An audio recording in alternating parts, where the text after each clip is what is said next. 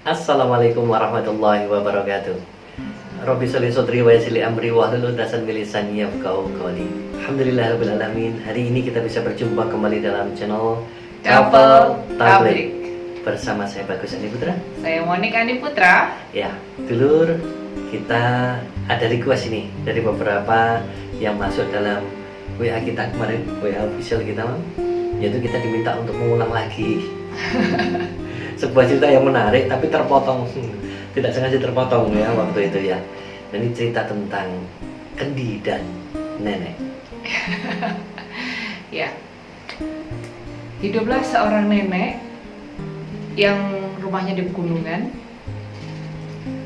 Setiap harinya si nenek ini kalau ingin mengambil air harus jalan sejauh 2 kilo sambil memanggul memikul 2 buah kendi untuk air gitu ya.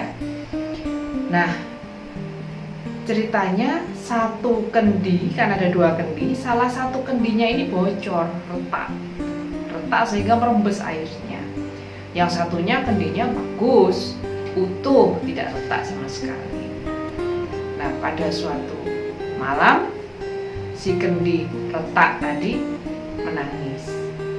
Dia merasa bahwa dirinya tidak berguna. Aku ini retak, aku tidak bisa mengabdikan diriku dengan baik kepada tuanku, yaitu si nenek.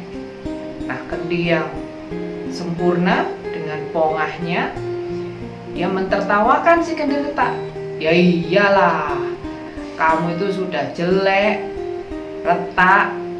Jangan ngimpi kamu disayang sama nenek. Pasti nenek akan lebih sayang padaku.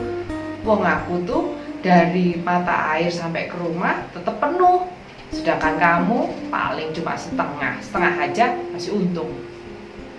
Ketika diperoleh semacam itu, maka semakin sedih si kendi yang retak tadi. Kemudian keesokan harinya, ketika si nenek itu mempersiapkan kendi-kendi tadi mau dibawa, si kendi tadi bilang kepada neneknya, "Nek, maafkan aku ya. Aku tidak bisa mempersembahkan yang terbaik untukmu karena aku retak.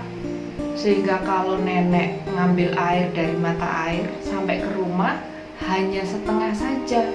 Yang lainnya pasti berceceran di mana-mana." Lalu si nenek mengatakan, "Wahai kendi, sudahlah, tidak usah berkata seperti itu. Nanti setelah kita pulang dari gunung, kamu akan tahu jawabannya. Di jalan nanti kamu akan aku beritahu jawabannya." Begitu kata si nenek. Lalu berangkatlah si nenek ke mata air. Ketika dia berangkat, si nenek tadi mengatakan sesuatu pada si kendi bocor.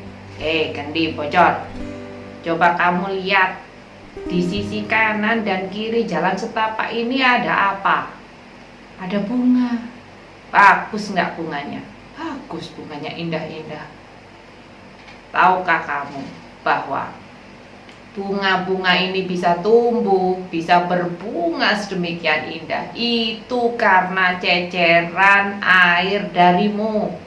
Coba kamu tidak retak, maka airmu tidak akan pernah membasahi bunga-bunga ini, tidak pernah membuat bunga-bunga ini hidup.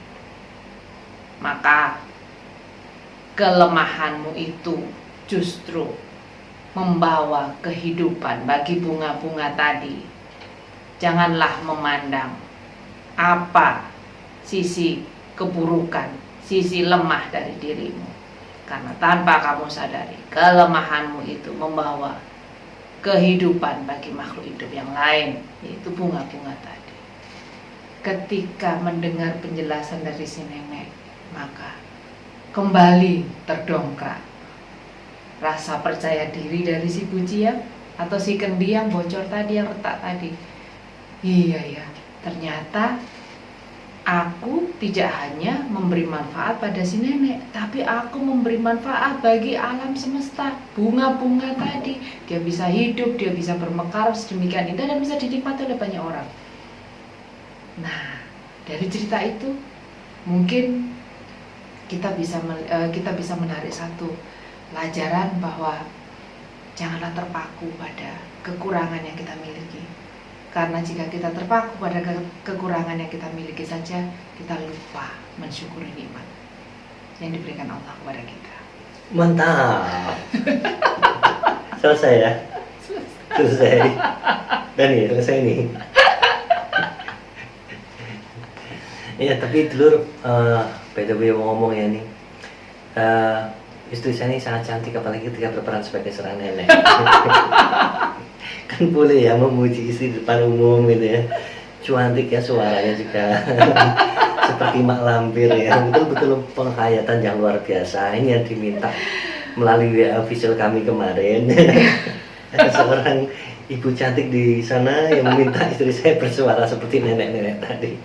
Makasih Mami Ima atas saran-sarannya. Kalau saya ada dua hal, Ma. Ya, dulur, satu, yang pertama, nobody's perfect. Nggak ada satupun orang itu sempurna. Pasti ada suatu kelemahannya. Betul yang disampaikan oleh istri saya tadi, dulur. Jangan berfokus pada kelemahan. Tetapi boleh kita menjadikan kelemahan itu menjadi sisi kelebihan besoknya. Ya. Ini contoh ya. Ini kan papi botak nih ya. Itu kalau papi menganggap itu sebagai suatu kelemahan, maka akan menjadi ketidakpercayaan diri. Tapi kemudian papi mengambil hikmahnya. Oh iya, kalau saya botak, ya, maka mudah dikenali oleh orang lain, ya kan? Gitu. Kemudian yang kedua juga orang akan lebih memandang saya lebih kredibel. Ya, kalau saya kelihatan muda terus, nggak mungkin ini seorang dosen kok muda terus gitu ya, nggak bisa dipanggil Pak gitu ya, dipanggil Mas terus kan nggak enak kan rasanya ya. Jadi jadikan kelemahan kita itu menjadi suatu kelebihan. Ini yang bisa menjadikan itu adalah kita sendiri. Nobody's perfect, tetapi kelemahan kita harus kita jadikan kelebihan kita. Itu yang pertama. Yang kedua, ada dua kendi tadi, ya kan? Kendi yang utuh dengan kendi yang retak. Kendi yang utuh akan mengolok-olok kendi yang retak. Nah, ini nggak boleh, dulur. Allah berfirman, dan janganlah kamu sebagian umat yang lain, kaum yang lain mengolok-olok kaum yang lain pula. Bisa jadi kaum yang diolok-olok itu lebih baik daripada kaum yang mengolok-olok.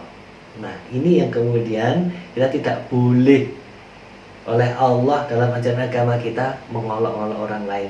Justru kendi yang tadi diolok-olok itu memberi manfaat, menumbuhkan bunga-bunga yang segar, dan memberi kebahagiaan kepada sang nenek.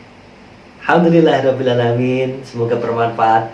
Saya Bagus Andi Putra. Saya Monik Ani Putra.